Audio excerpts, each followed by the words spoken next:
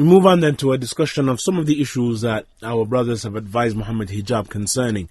Since many of the people are confused and are not clear concerning exactly what the issue is, they hear from Muhammad Hijab, and what is apparently manifest is that he is a caller to Allah and a caller to the deen of Islam. And so what is the problem? What is wrong with these brothers at Salafi publications, and why can't they just leave people alone? And so our brothers advise Muhammad Hijab concerning some quite serious, in fact very serious mukhalafat and oppositions of the deen of Allah subhanahu wa ta'ala, issues related to the aqidah, to the belief, to tawheed, to call to Allah azza wa jal, and other than that from the issues. And so he was advised in regards to specific issues and in regards to generalities and general principles. The reality, ikhwan, is that the one who observes the da'wah and listens to and has any knowledge and observes the da'wah of Muhammad Hijab, then he will conclude that he in actuality is nothing but a pseudo socio-political philosopher. Then he actually is a da'i. You will learn more about metaphysics, epistemology, liberalism, ontology, social sciences than you will learn about the aqidah and the fiqh and usul al-fiqh and tafsir and hadith. You'll learn more about Aristotle and Immanuel Kant and Bertrand Russell and John Cook and others than you will about Abu Bakr, Umar, Uthman and Ali and Imam al-Shafi'i and Ahmad and Malik and others, and the Tabi'een and their successors. Since his da'wah is based and built upon falsafa, upon philosophy and the branches of philosophy in the garbs of deen, and it is built upon logic in the garbs of fahm and Islamic understanding.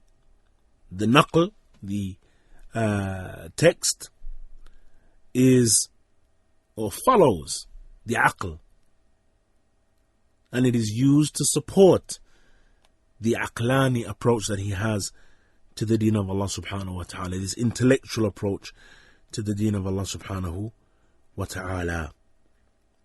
And that, no doubt, is based upon the fact that faqidu shay la yu'ti. The one who doesn't possess something is not able to give it. And so his followers are intrigued because, well, of course, he is different, not realizing that they're being poisoned with principles that the Salaf of this ummah used to be free from, used to warn against.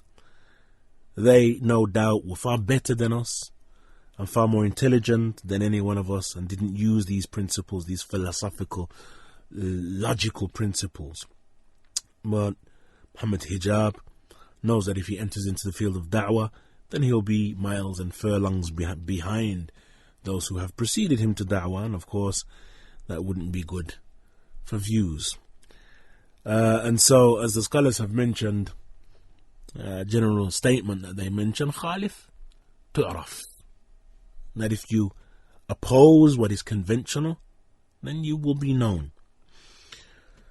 So if we throw in a verse here, a hadith there, then of course our call would appear to be congruent with real da'wah, and so we end up with da'wah with a twist. In actuality, what we actually have is nothing but twisted da'wah. But due to widespread ignorance, ikhwan, unfortunately, and particularly in this time, in the land of the blind, the one-eyed man is king. But Ahl Sunnah are not blind, alhamdulillah. Neither are they a'war, neither are they one-eyed. Their vision is 20/20, and so they recognize that his da'wah has issues early. And they tried to advise him, but to no avail. In fact, they found themselves subject to a smear campaign that was clearly, apparently out of character of this well-mannered Muhammad Hijab. But we saw his reality. We saw his reality.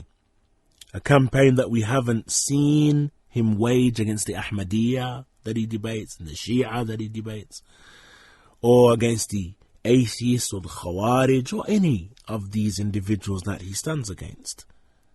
Rather, all we see from him is adoration and honor and respect and what have you, regardless of what it is they say, regardless of how they speak about Allah Azza wa Jal, or about the deen of Allah Azza wa Jal, or about Muhammad Sallallahu Alaihi Wasallam, or about the companions Ridwanullahi alayhim, or about the Sunnah of the Messenger of Allah Sallallahu Alaihi Wasallam. Regardless, honor and respect.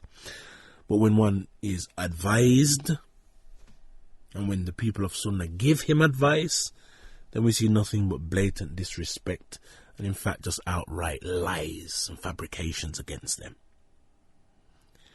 So what is the issue then? And what are the issues that these brothers have raised?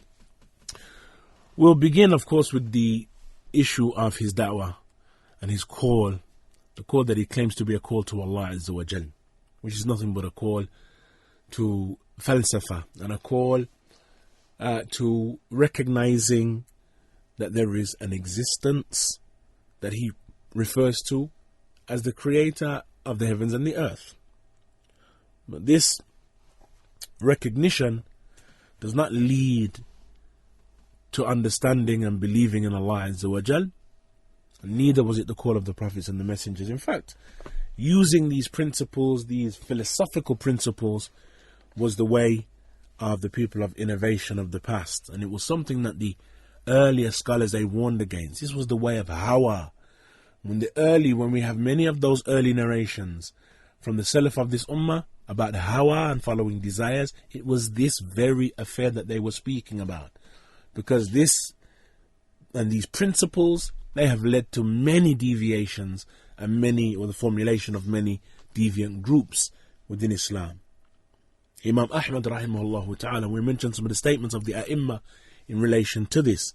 Imam Ahmad rahimahullah ta'ala, he said concerning them, any of those people who use these principles, هم مختلفون في الكتاب مخالفون للكتاب متفقون على مخالفة الكتاب يتكلمون بالمتشابه من الكلام ويلبسون على جهال الناس بما يتكلمون به من المتشابه.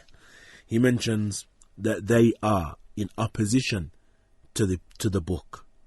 Yani they differ with the book. They are in opposition to the book. And they are united upon opposing the book. They speak with ambiguous speech, and they deceive the ignorant people in relation to what they speak of by way of ambiguity. Similarly, we have the statement of Al-Imam Abu Hanifa, rahimahullah ta'ala, who Al-Imam Al-Harawi mentions in Dam Al-Kalam. He mentions a statement of his, and that is that he said to an individual known as Nuh al-Jami', he said, ما تقول فيما أحدث الناس, and this is a question that was posed to Imam Abu Hanifa, ما تقول فيما أحدث الناس من الكلام في الأعراض والأجسام؟ فقال مقالات الفلاسفة، عليك بالأثر وطريقة السلف، وإياك وكل محدثة فإنها بدعة. And this is a beautiful statement for those who are Hanafi but speak ill of the path of Salafiyya. Listen to the statement of Abu Hanifa rahimahullah ta'ala.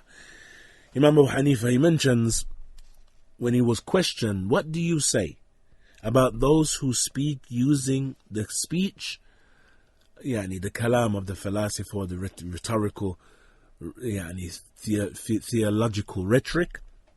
What do you say about the one who uses a'rad and ajsam? A'rad and ajsam are two terms that we'll come to, but they are terms that are used by those who use this philosophical rhetoric. Yani a'rad are things that exist within an entity. Yani characteristics, for example, attributes, for example, and things that exist within within an entity. And we'll discuss it later. And ajsam, which are bodies. What do you say about people who use this? This is what from the language of the philosophers. He mentioned maqalat al-falasifa. This is nothing but the statements of the philosophers. He said, alayka bil-athar, cling to the narrations, wa tariqat al-salaf, and cling to the path and the way of the salaf. Yani the salaf here referring, of course, to the first three generations. He said, wa iyaka wa kullu muhdatha. He said, and be aware of everything that is newly invented. فَإِنَّهَا بِدْعَةٌ, for indeed it is bid'ah. In fact, Imam Abu Hanifa, he cursed one of the leaders of this rhetoric, one of the leaders from among the Mu'tazila. He said, لَعَنَ اللَّهُ عَمْرِ ibn Ubayd. He said, may Allah curse Amr ibn Ubayd. فإنه فتح للناس الطريق إلى الكلام فيما لا يعنيهم من الكلام. He said, may Allah curse Amr ibn Ubayd, for indeed he opened up to the people a path to this rhetorical, to this rhetoric that does not concern them. This rhetoric that does not concern them. Likewise, we have the statement of the Imam of Darul Hijra, Imam Malik rahimahullah ta'ala. Imam Malik mentions, لَعَنَ اللَّهُ عَمْرًا, he too cursing Amr, Amr ibn Ubayd. He said, may Allah curse Amr, فَإِنَّهُ ابْتَدَعَ هَذَا أو هَذِهِ. He said, may Allah curse Amr, for indeed he innovated this bid'ah. He said, فإنه ابتدع هذه البدعة من الكلام ولو كان الكلام علما لتكلم فيه الصحابة والتابعون كما تكلموا في الأحكام والشرائع ولكنه باطل يدل على باطل. افهموا إخوان. Understand these statements. He mentioned rahimahullah ta'ala, may Allah curse Amr ibn Ubayd, for indeed he innovated this innovation of speech, of rhetoric, of the usage of this philosophical rhetoric. He said, if this rhetoric was, and when they use the term kalam here, it doesn't refer to speech, linguistically, but it refers to philosophical rhetoric.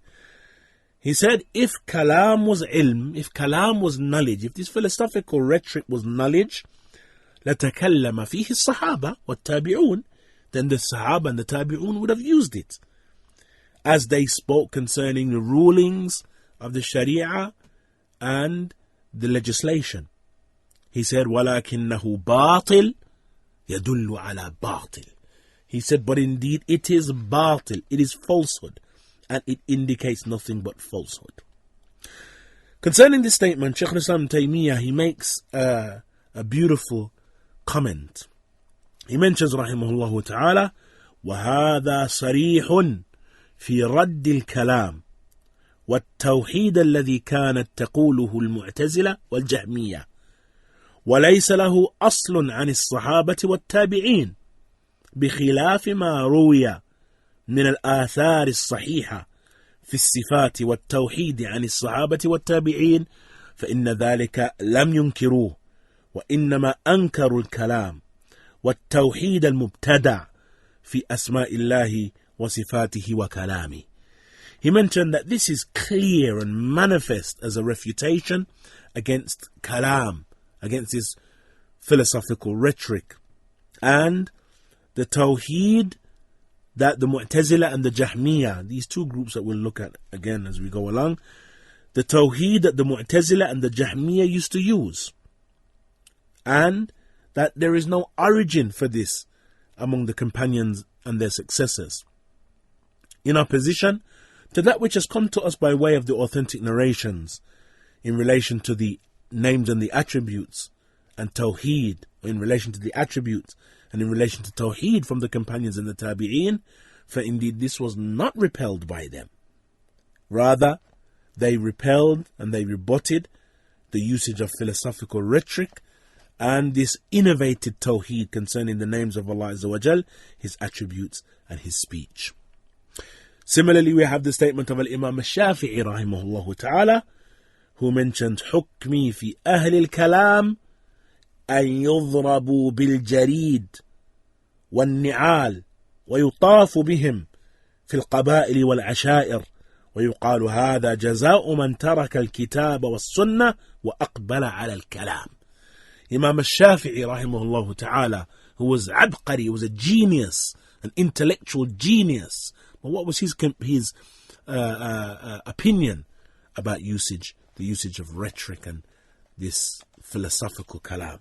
He said, my verdict concerning the people of Kalam is that they should be beaten with wood, with jareed, which is pieces of date palm, branch or bark, and with slippers. And they should be circled among the qaba'il wal asha'ir, among the varying tribes and the varying peoples, and it should be said to them, this is the recompense of the one who leaves the book and the sunnah and turns towards kalam.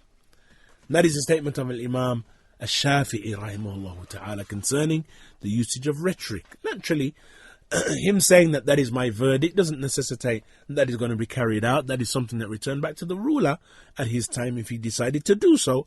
But his point was, he intended to highlight the position that he held in relation to using this philosophical rhetoric, even though he was a master when it came to language, when it came to the varying sciences that require a level of intelligence, and he was without doubt the first author in the intricate science of usul al-fiqh.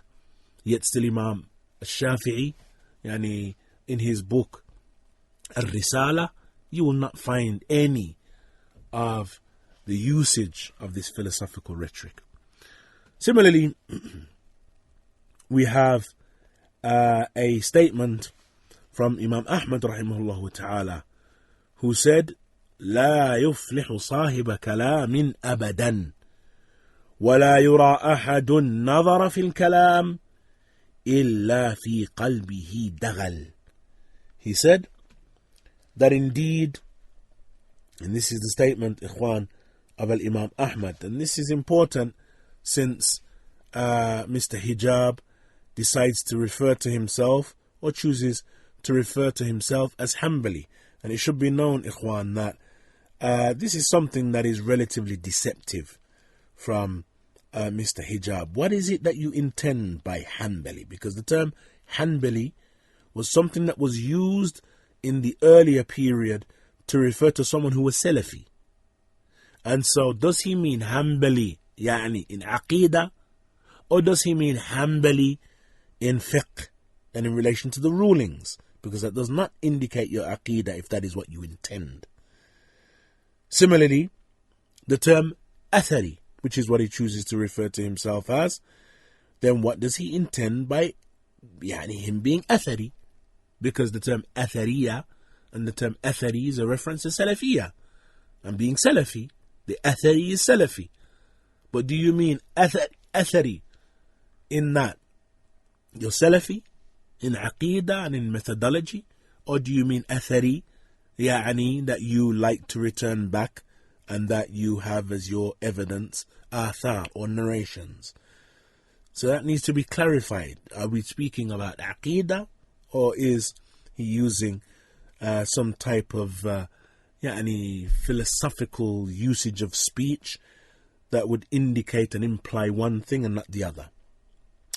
In any case, Al-Imam Ahmad rahimahullah ta'ala, he said that a person who uses kalam, a person who uses speech, will never ever be successful. He said, and you will never see anyone that looks into this affair of kalam, this affair of rhetoric, except that in his heart there is daghal, there is corruption in the qalb, there is corruption in the heart.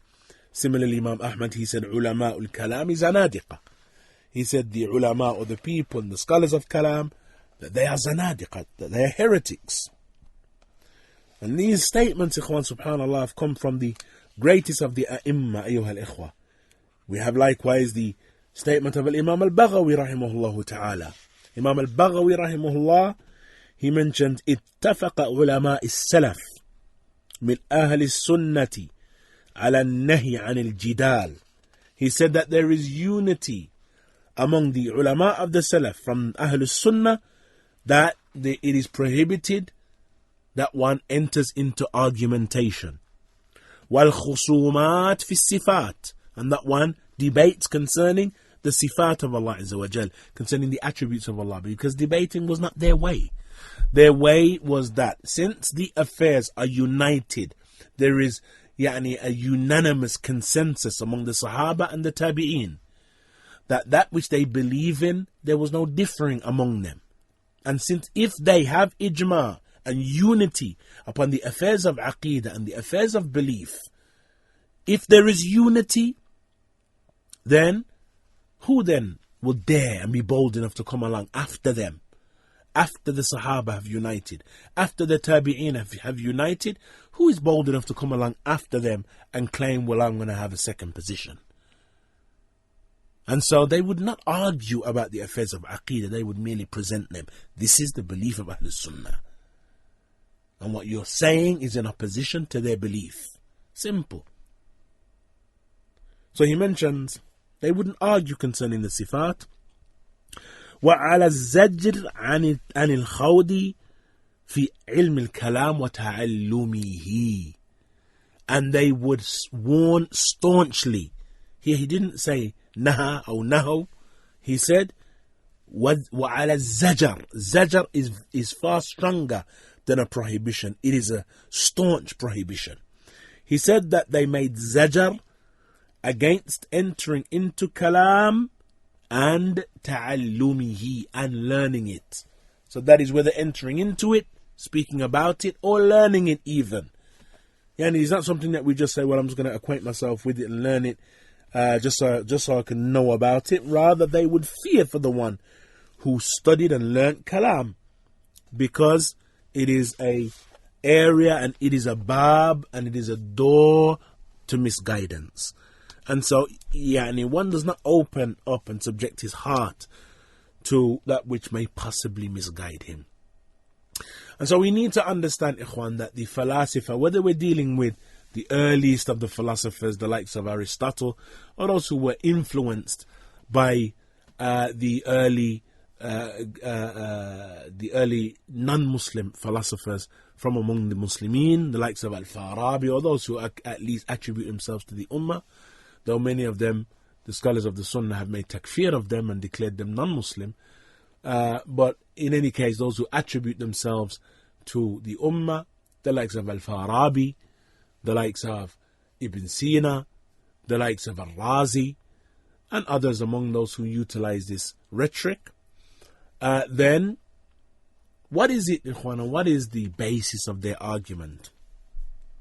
The basis of their argument generally revolves around that which is related to existence.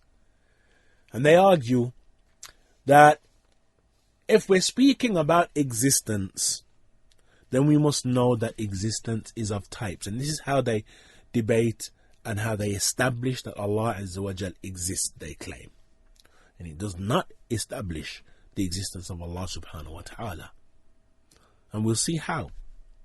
So they say that existence is of types. We have that which is known as mumkin al-wujud. That is, we have that which is known as possible existence. And what is intended by possible existence is something that may possibly come about. It may exist, it may not exist. We, for example, are possible existences. That we may exist or we may not exist. It is possible that one of us is born and he grows, he becomes a man, and he is known, mathalan, as Ahmad. That Ahmad may not actually have existed. But because of the conditions and because of the presence of those things that were means to him being conceived, then Allah Azza wa Jal decreed that he was conceived. And so his existence is possible. Similarly, if we look at the animals, if we look at everything that is around us, then those things, the existence of those things is possible. It doesn't necessitate that those things come into existence, but they're possible existences. And so things are either possible existences, that is, they may possibly come into existence, they may not. And we have what is known as mumtani al-wujud. The mumtani al-wujud is that thing that is impossible.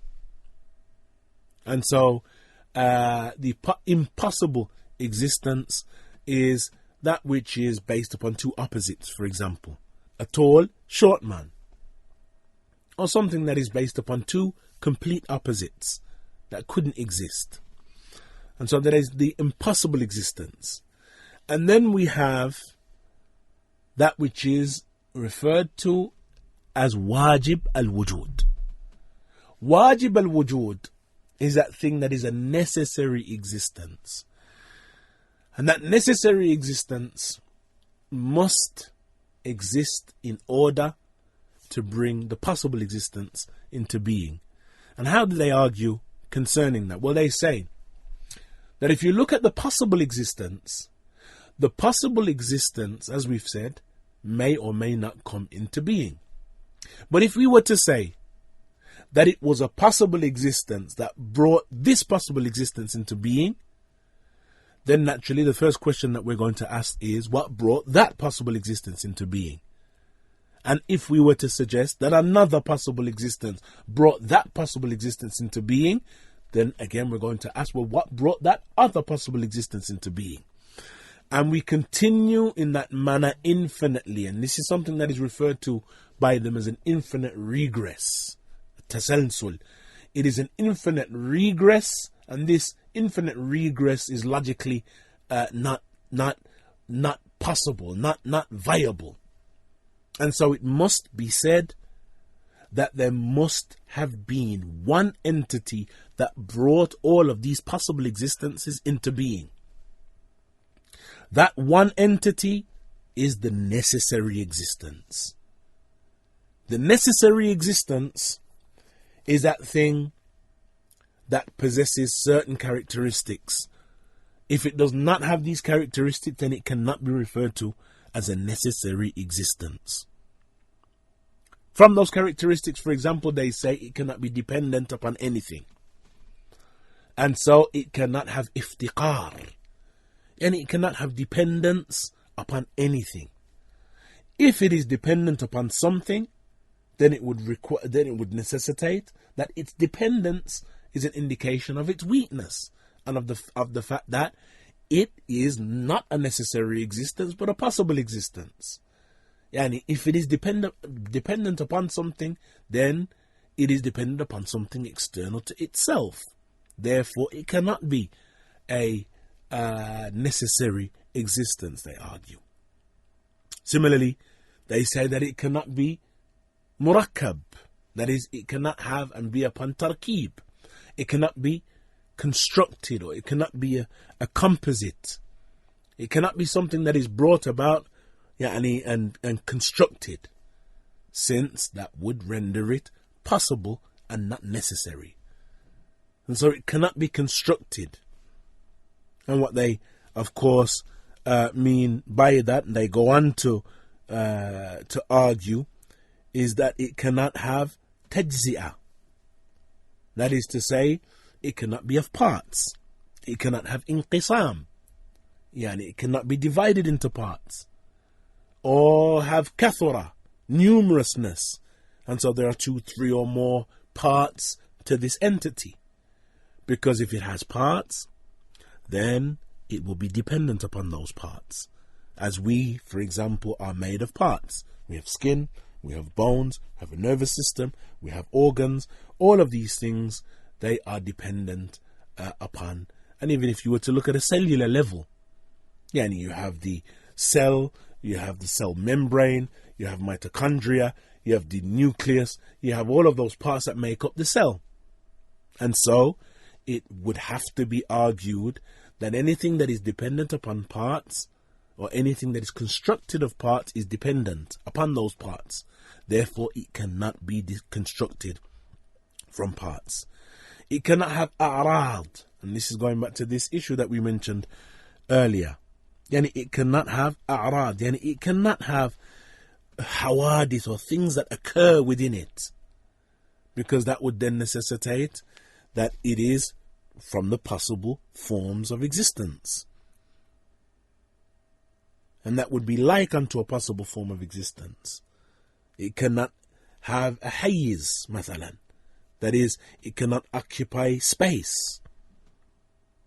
Neither can it have a makan.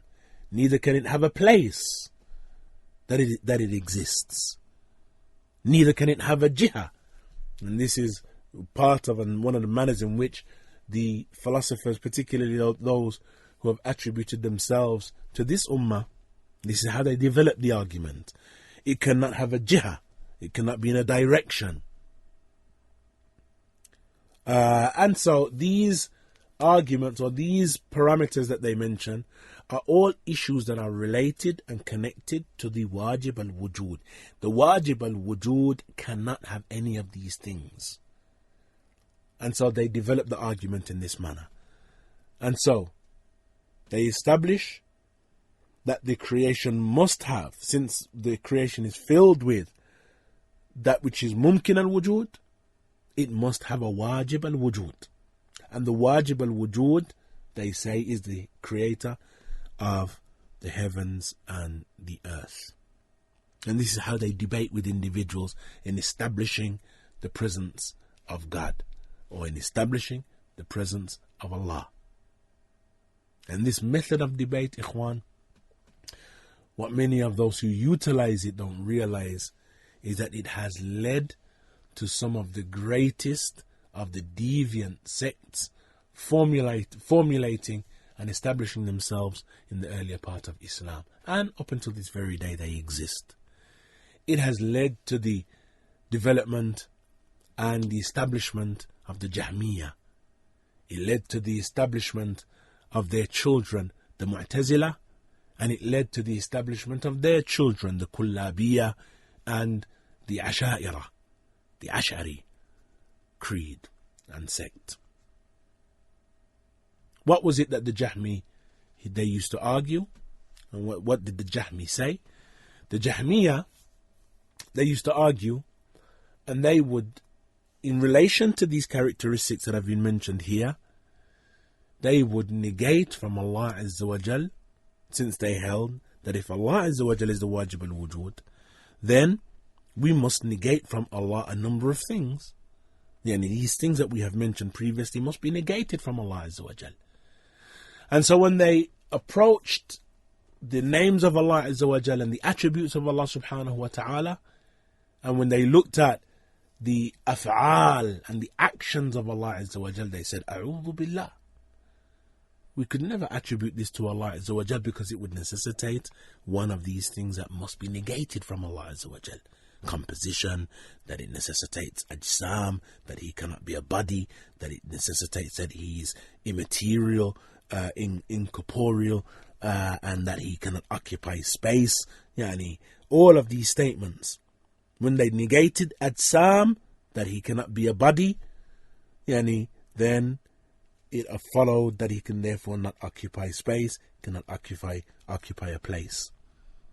And so this negation of it being a jism, yani that is, it cannot be it must be immaterial, incorporeal, then that has again lawazim, it has things that we must necessarily say. And so the Jahmiyyah, they came along when they saw the names and the attributes of Allah Azza wa Jal. They said that we must negate from Allah all of his names and all of his attributes. And in essence, though they were the worst in what they negated, they were the most stable in their method of arguing. And their arguments were most congruent with the logic that they based their arguments upon. And so they negated from Allah his names, and they entered into saying that these are nothing but words that are yani majazi, and they're just metaphorical words, and they negated from Allah Azza wa Jal that he has names and that he has attributes. And of course, this is batil, and for that reason, the Salaf of this ummah, the great ulama of the Salaf, they made takfir of the Jahmiyyah. Whoever negates these things from Allah Azza wa Jal is a kafir. Likewise, off the back of this group, we had the development of another group, the Mu'tazila. The Mu'tazila's approach was that they said, because they saw the attitude of the Ummah towards the Jahmiyyah, but they agreed with the argument and the method of arguing, and so they said, the Jahmiyyah, they said that we'll affirm the names of Allah Azza wa Jal, but those names are just titles. Yani just as we would have an individual whose name might be Matthew, Mark, Richards. These are just titles. And so they affirmed the names, but they negated the sifat of Allah. They negated the attributes of Allah Azza wa Jal. And so they said that Allah Azza wa Jal, that He doesn't hear, He doesn't see, He doesn't have a face, He doesn't have hands, He doesn't descend, He didn't rise above the throne. They negated all of these things from Allah Azza wa Jal. Then a third group came along, the Kullabiyya, and those who were influenced by them, the Asha'ira, the Ash'aris and the Maturidiyya, and they affirmed the names of Allah, but they said that as far as the attributes are concerned, then we're only going to affirm some of the attributes. And that is that they said they'll affirm those attributes that were necessary to the Wajib al-Wujud. Those attributes that were necessary to the Wajib al-Wujud. What is commonly known is that they affirm 7, some of them affirm 10, some 13, but the attributes that they affirmed were those attributes that they said were necessary to the Wajib al-Wujud. So they affirmed life, they affirmed knowledge, they affirmed ability, attributes that they said the necessary existence must have, and they negated everything else, or they interpreted everything else away. And so on the back of, and on the basis of this philosophical rhetoric, we had innovation after innovation after innovation after innovation. And it was on the basis of this that we saw the great A'imma, they authored their many books refuting them. Al-Imam Ad-Darimi, he authored his 2 very, very popular books and hugely beneficial, Radd al-Jahmiyyah and Radd al-Bishr al-Marrisi. Likewise, Imam Ahmad, he authored his Radd al-Jahmiyyah, the refutation of the Jahmiyyah. And then we had the later A'imma, many of the A'imma of that era, and the later A'imma, Shaykh Islam Taymiyyah, he authored a number of books refuting this philosophical rhetoric. Likewise, Al-Imam Ibn al-Qayyim, he authored his Sawa'iq al-Mursala ala al-Jahmiyyah wal-Mu'attila. Shaykh Islam Taymiyyah, he wrote a refutation against the Jahmiyyah and against the Falasifa generally, and he wrote many books. Naqd al-Mantiq, he wrote his Radd ala al-Mantiqiyyin, he wrote and authored Dar Ta'arud al-Aql wal-Naql, a refutation of Ibn Sina, one of the philosophers, well-known philosophers who had attributed himself to this ummah, and he made takfir of him, declared him a kafir. He wrote many authorships, as did the A'imma of those periods, up until this very day. That our ulama continue to speak against this falsehood and this batil, because it does not lead to belief in Allah. And it was not the call of the prophets and the messengers. It does nothing but establish what they claim to be a wajib al-wujud. And that wajib al-wujud, this argument was used by the atheist to establish their belief. It was used by the Christian to establish the belief that they have. It has been used by many groups to establish the deity that they claim to believe in, or the falsehood that they call the absence of a deity in actuality. Because what occurred off the back of utilizing these principles and using this argument is that ultimately these individuals denied Allah, and they said that there is nothing above the throne. Because off the back of this argument, they began to say that we cannot affirm, for example, that Allah Azza wa Jal descends in the last third of the night, as the Prophet ﷺ, because we have to negate haraka, we have to negate movement from the wajib al-wujud. Otherwise he will not be wajib al-wujud, because he will have a'rad, he will have hawadith and things that occur with him, and that only occurs with the mumkin al-wujud, with those possible existences. And so we have to negate movement from the wajib al-wujud. Well, that necessitates negation of Allah descending, negation of Allah Azza wa Jal ascending. And in fact, they went on to say that the wajib al-wujud, he by necessity must not be limited by time and space. And therefore the belief that Allah Azza wa Jal is everywhere was held by a group of them. That Allah Azza wa Jal is everywhere, since He's not limited by any time or any space. Imam al-Darimi, when he wrote his book, he wrote a chapter concerning al-Hadd, the limit. That is, he wrote a chapter concerning the boundary or limit that Allah Azza wa Jal is above. Allah Azza wa Jal, the belief of Ahlul Sunnah, is that Allah Azza wa Jal is above His creation, and He is separated from His creation by way of the Arsh, by way of the throne of Allah Azza wa Jal. Allah is not with His creation here. And in fact, Imam Ibn al-Qayyim and likewise Imam al-Dhahabi have mentioned that there are over 1,000 evidences, over 1,000, that indicate that Allah Azza wa Jal is above His creation. Over 1,000. Yet these people, they said, based upon this philosophical rhetoric, know that Allah Azza wa Jal is actually here with us, that Allah is within the creation. And so we're starting this session by looking at some of, or one or two of the statements of Muhammad Hijab in relation to this philosophical rhetoric. And we'll just establish in this session, and we're going to go on to look at some of his statements in more detail in the next, just establish the fact that his da'wah and his arguments are the da'wah and the arguments of the falasifa, of the philosophers. And we'll listen to one or two of his statements that have occurred within his debates in Hyde Park. Julia. It's not that's what he's relying on. He said you can't have a square circle, so he's doing everything by definition. This is not what I call it. This is what Leibniz called it. It's what Gödel calls it. It's what Avicenna calls it. It's what Farabi calls it. Everybody says it calls it necessary existence. So I'm not calling it anything. I'm just bringing it back to the literature. So when he argues here in a debate that he has with a physicist, in a debate that he has with an atheist, he said, these are not my arguments. These are the arguments of Leibniz, the arguments of Gödel, the arguments of Ibn Sina. He presents the arguments of Farabi, as we mentioned, from those philosophers who attribute themselves to the Ummah, who from Ahl al-Ilm are those who have been made takfir, or those who make takfir upon some of them.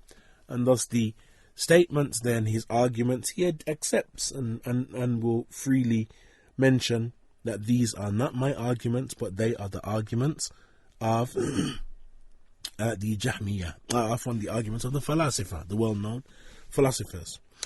Similarly, in a session where he answers a question around evil and the presence of evil, when he argues concerning the issue, what is his evidence for his response, and what is his evidence against that premise and against the statement that was made and posed to him? So what do you mean imperfect? And what is your definition of perfection? Is it aesthetic value judgment that you're employing? Or what are you employing exactly? Once again, are you going back to this idea that your judgment or your opinion of what evilness is the opinion? That again is philosophically unsound as an opinion to have. So we hear, what is it? What do you mean by evil? Yani, just aesthetically evil? What is it exactly that you're saying? And this is the opinion. You think your opinion is the only opinion that is correct? This is philosophically unsound. This is philosophically unsound. And so clearly we see that the usage of philosophy and returning back constantly to philosophical arguments, or the fact that this is not something that tallies with philosophy, is something that we see coming from Muhammad Hijab. In fact, in one of his debates, someone asks a very, very important question. And that is, he asks, how do we know that something is true? Listen to the response of Muhammad Hijab. So you're not a Christian, right? So the Christian comes up to you here, holds up the Bible, says this is the absolute truth, right? Do you accept that? No. Okay. Why is it not true? Yeah, but the Bible. Right. Why is it not true? I would go about trying to Why is anything not true? Why is anything not true? Yeah. So, okay, that's a good question. Right? For me personally, So why is anything not true? That's a good question. Here we go. I would say from the epistemological perspective, there are many ways of finding out the truth. One of them is intuitionism. So axiomatic reality is that we are, for example, that I exist, right? So that's something that I can't really prove from a logical perspective, but I can from an axiomatic perspective, for self-evident, to say that I exist. So intuition. So from an epistemological, metaphysical, axiomatical perspective, I exist. كل كلام فاضي. This statement and these statements, ikhwan, were not the method of the argument of the people of Sunnah and Hadith and of the prophets and the messengers, ikhwan. You imagine that Musa alayhi salatu wasalam was asked this question and he responded in this manner, or that Muhammad sallallahu alaihi wasallam was asked this question, would he respond in this manner? Or Isa alayhi salatu wasalam was asked this question, imagine him responding in this manner. You imagine. Also argued that we have to make this assumption because it is madness if we don't. So yeah, intuitionism is one way. I would say another one is... So what you're saying is you're going to determine what is the truth. It's not because somebody says it's the truth. You have to find out whether it is true. But let me finish my ways. Okay. So I said that you can either do it you can either intuit it. So in other words, it can be something intuitive like the existence of man. It can either be something which is logically reasoned, like for example from first principles. And I would put underneath that or next to it mathematical truths. Okay. Right? So I would say mathematical truths are also something which can be proven if you put things together. One way or another, regardless of the categories, you're finding there are ways to find out what is true. Right? And I would argue that you can do that. The important point there is that you don't call it truth if you can't show that it's true. Absolutely. Would it be dishonest to claim something as a truth? It's not. Right? So that's where I draw the line. I may believe something very strongly, but I won't say it's the truth unless I can show that it's true. Right. Because I think it's dishonest to do it. I'll be honest with you, Aaron. I believe that our conception, because I know that you might... Sorry, I apologize. Can I stand there? Oh, all right, sorry, I apologize. I understand that you might... and I'm going to have to go quick. But... Yeah, we'll make this very quick. So I understand, Aaron, that you might have encountered a lot of Christian fundamentalists and things like that. I want to say from an Islamic perspective, our conception of God, Allah, that you got in your shirt, right, is completely different from that of the Christian God, right? In that it's not triune, it's not Jesus being, God or the Son of God or so. So what I would say is that, bearing that in mind, and bearing in mind that our understanding of God is an incorporeal, immaterial, one necessary being. Incorporeal, immaterial, one necessary being. That is, that he doesn't have jism, and that he negates from Allah Azza wa Jal the utilization of these terms. Just to make it clear, we are not saying that Allah Azza wa Jal has a jism. We're not saying this, but what we're looking at are the lawazim of using this speech. Yani what using this speech necessitates. And we'll look at that in more detail in the next session, inshallah. But in any case... You got in your shirt, right? It's completely different from that of the Christian God, right? In that it's not triune, it's not Jesus being, God or the Son of God or so. So what I would say is that, bearing that in mind, and bearing in mind that our understanding of God is an incorporeal, immaterial, one necessary being, it's independent. I would say that that can be proved from first principles, Aaron. And I can prove that to you right now. And you'll find, Ikhwan, that even with some of the kuffar and some of the non-Muslims who he addresses and who he speaks to, those who get frustrated with the utilization of these terms that most of them don't understand. That is a fair point. But that is called the fallacy of incredulity. You say something is so amazing, jargon, man. I'll tell you. Incredulity. I'll give you that statement again. The fallacy of incredulity. You say something is so amazing, jargon, man. I'll tell you. Go and explain it. So he says, yes, this is an interesting thing that you've presented here, and it's called the fallacy of incredulity. So the person who's supposed to be receiving Dawa said, that's just jargon, man. And what are you saying to me exactly? And that was never, Ikhwan, the call of the prophets and the messengers. Their call was crystal clear. They understood what was being said in no uncertain terms, and there was no need, or there was no lebs, and there was no ambiguity, and there was no usage of terms that most of them didn't understand. This was not the da'wah of the prophets and the messengers. It doesn't establish tawheed, neither does it overpower the opponent. And in that regard, we have this beautiful statement, and we'll round up with this beautiful statement of Shaykh al-Islam Taymiyyah for this session. Shaykh al-Islam Taymiyyah, he mentions, in relation to those who use these terms, the usage of a'rad and ajsam and immaterial and incorporeal and what have you, he said, فَقَالَ لَهُمْ أَهْلُ السُّنَّةِ أهل السنة say to them, أَحْدَثْتُمْ بِدَعًا تَزْعَمُونَ أَنَّكُمْ تَنْصُرُونَ بِهَا الْإِسْلَامِ. He said, the Ahlul Sunnah say to them, you have brought about innovations, claiming that by way of these innovations you are aiding Islam. He said, فَلَا الْإِسْلَامِ نَصَرْتُمْ وَلَا لِلْعَدُوِّ كَسَرْتُمْ. He said, you have neither, this is the statement of Ahlul Sunnah to them, you have neither aided Islam, nor have you overpowered the enemy. He said, بَلْ صَلَتْتُمْ عَلَيْكُمْ أَهْلُ الشَّرْعِ وَالْعَقْلِ. Rather, you have made, or you have caused yourselves to be overpowered by the people of Sharia and by the people of intellect. And both the people of Deen and the people of intellect have overpowered you. And we're going to see in the further sessions examples of how the people of intellect have overpowered Muhammad Hijab using this rhetoric. He mentioned, rather you have caused yourselves to be overpowered by the people of Sharia and by the people of intellect. He said, فَالْعَالِمُونَ بِنُصُوصِ الْمُرْسَلِينَ يَعْلَمُونَ أَنَّكُمْ خَالَفْتُمُوهَا وَأَنَّكُمْ أَهْلُ الْبِدْعَةِ وَالضَّلَالَةِ. He said that those who have knowledge concerning the text that was sent by the Mursaleen, by the prophets and the messengers, then they know that you have opposed them. You have opposed those texts. And that you are people using innovation or upon innovation and misguidance. He said, وَالْعَالِمُونَ بِالْمَعَانِيَ الْمَعْقُولَةِ يَعْلَمُونَ أَنَّكُمْ قُلْتُمْ مَا يُخَالِفُ الْمَعْقُولِ.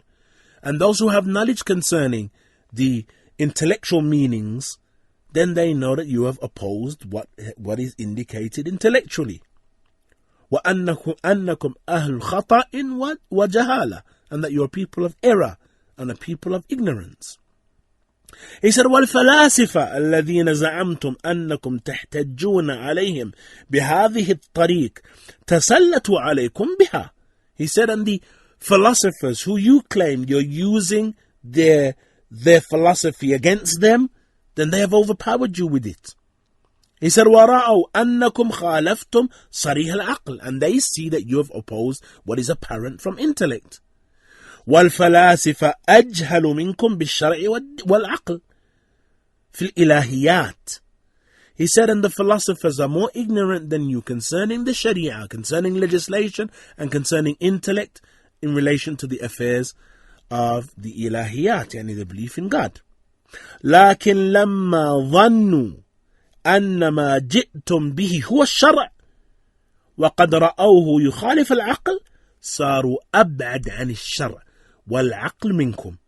He said that when they saw, though, or when they presumed that which you have brought is considered Sharia, then when they noticed that it opposes, yani what your arguments oppose intellect, then that made them more distant from the Sharia, and it made them more distant from intellect than you. He said, وَلَكِنْ عَارَضُوكُمْ بِأَدِلَّةٍ عَقْلِيَّةٍ بَلْ وَشَرْعِيَّةٍ ظَهَرَ بِهَا عَجْزُكُمْ فِي هَذَا الْبَابِ. He said, rather, they opposed you with adilla, with evidences that are intellectual. In fact, there are Sharia evidences, that even they have come with evidences that are more congruent with the Sharia. They have opposed you with intellectual arguments and with actual Sharia arguments. ظَهَرَ بِهَا عَجْزُكُمْ, which makes clear your weakness in this regard. في بيان حقيقة الصواب, your weakness in explaining the true reality, in explaining truth. And so You haven't aided Islam, neither have you opposed and overpowered the enemy. In fact, you've made the deen seem irrational and seem in opposition to aql and seem in opposition to that which is correct to those who you're trying to convince, because you've used their methods in a way and in a manner that opposes what is correct. This is important to understand, and we're going to look in the next session, bi'idhnillah, at some detailed debates of Muhammad Hijab, that we may understand, number one, his usage of these bid'i terms, and number two, how he's opposed the da'wah of the prophets and the messengers in that regard. Nasallahu subhanahu wa ta'ala wa fiqna wa iyyakum lima